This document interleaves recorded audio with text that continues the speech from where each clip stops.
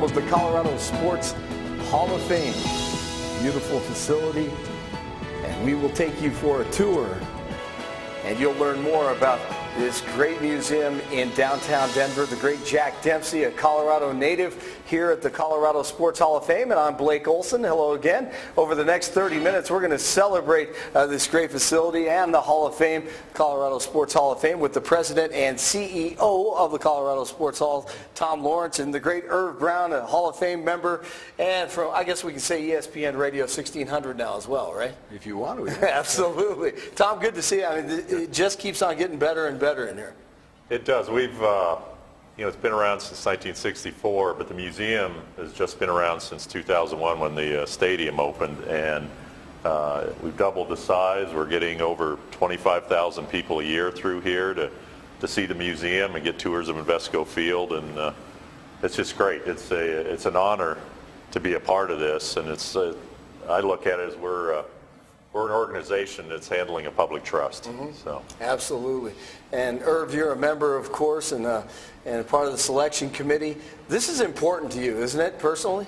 Yeah, it really is, because it was really it was nothing in the early going. These guys have made this terrific.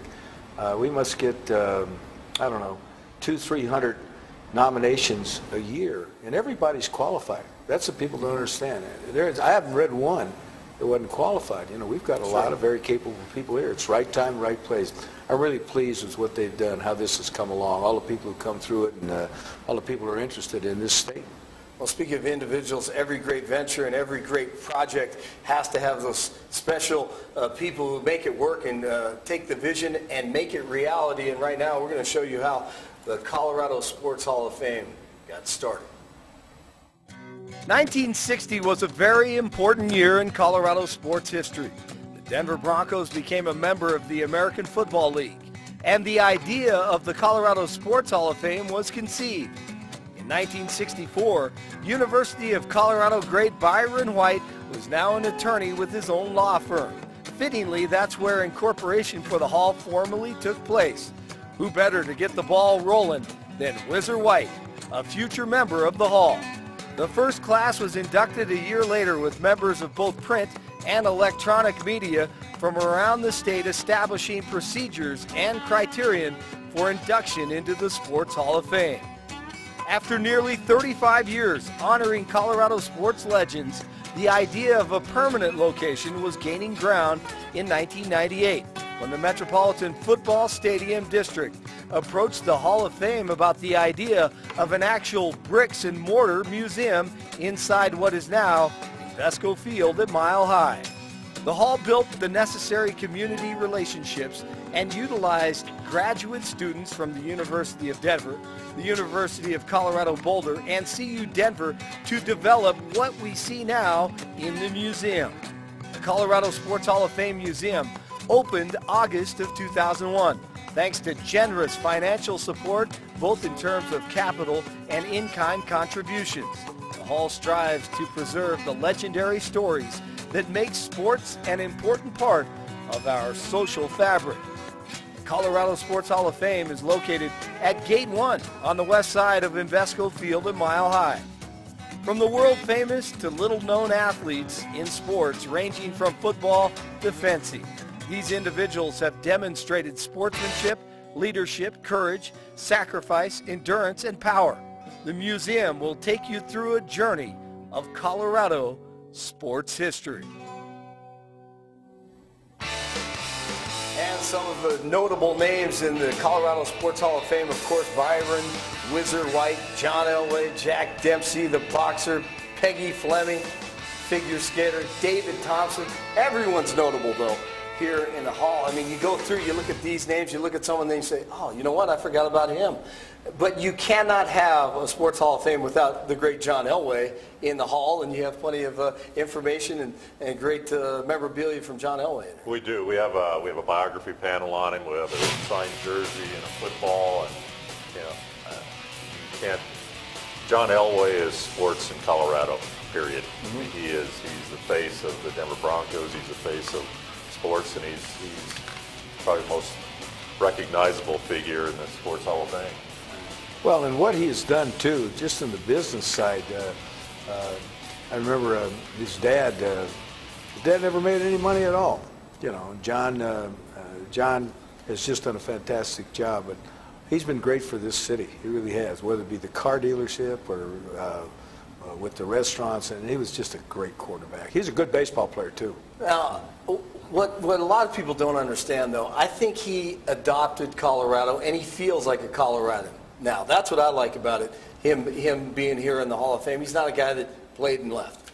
Oh, absolutely. And you see that with some of the athletes, but when John came here and with his long career at the Broncos, yeah. He's a Coloradoan now. And I have to say, from the standpoint from the Hall of Fame's viewpoint, whenever we've needed John for something, he's always stepped up. You know, yeah. He hasn't disappeared, and he hasn't dodged. He's always been there to help. I want to talk a little about Whizzer White. A lot of people, obviously younger people, don't appreciate who Byron White is. But I mean, he excelled at every area of his life. In every area. Hated the nickname Wizard. Did he? You better not call him that when you talk to him. But would have him on the show a couple times. You know, he's so intelligent. He put me to shame and Joe to shame. But he was amazing. A little old, what is it, Wellington or Weldona, one of those. And what he did, he was just so good. There wasn't anything he could do. And I don't think he ever lifted a weight in his life. He was a farm boy who understood how to work hard. Just a great athlete, great football player. Oh, and it shows. One of the things we try to do with the Sports Hall of Fame is not only honor the great athletes, but also help youth sports and take these great stories. Even and Irv and everybody who's in the Hall of Fame, the life lessons that sports participation teaches you to take you in other aspects of life. Yeah. Whizzer White is a perfect example of that. To go on and a law career and then to become Supreme Court Justice, I mean, you can't get any better than that. Absolutely. Amazing. And what I love about it, they describe him as a great runner, passer, and catcher. He did it all for the University of Colorado in football in Boulder. We have much more to come from the Colorado Sports Hall of Fame. We are celebrating nearly 5 decades and taking a look at it here at Invesco Field at Mile High. Stay tuned.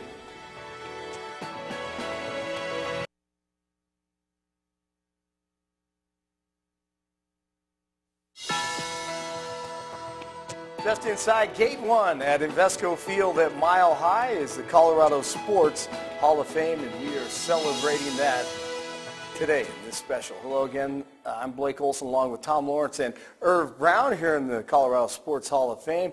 And if you need a great place to take the family for some entertainment and a little education, bring them down here to Invesco Field at Mile High. We're going to give you a tour of the museum right now.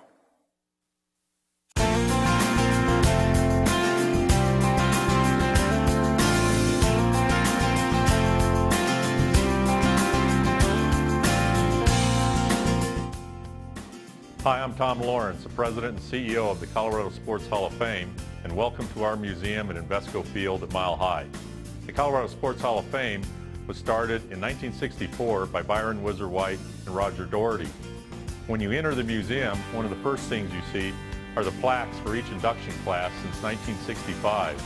Currently, there's 210 inductees in the Sports Hall of Fame. As you tour the museum, one of the things you want to focus on are the 25 biography panels we have of past inductees. And one of our finest and greatest athletes of all time was inducted in 1974, who's considered the greatest female athlete of all time, was Babe Dietrichson Zaharias. The mission of the Colorado Sports Hall of Fame is not only to honor the great athletes in the state, but also to support youth sports organizations financially and through exhibits in our museum, like the Special Olympics, the National Sports Center for the Disabled, the Gold Crown Foundation, Sportswomen of Colorado, and the Colorado Golf Association. One of the great fun exhibit rooms we have at the Colorado Sports Hall of Fame Museum is the Kids Zone, where we have equipment, we have uniforms of all of the sports teams in town, professional, college. So all the kids who come in, they can try on the uniforms, take pictures, touch, feel. It's one of the things we found. We get about 25,000 visitors a year to the Sports Museum, about 5,000 of which are students and underprivileged children. And when things we found out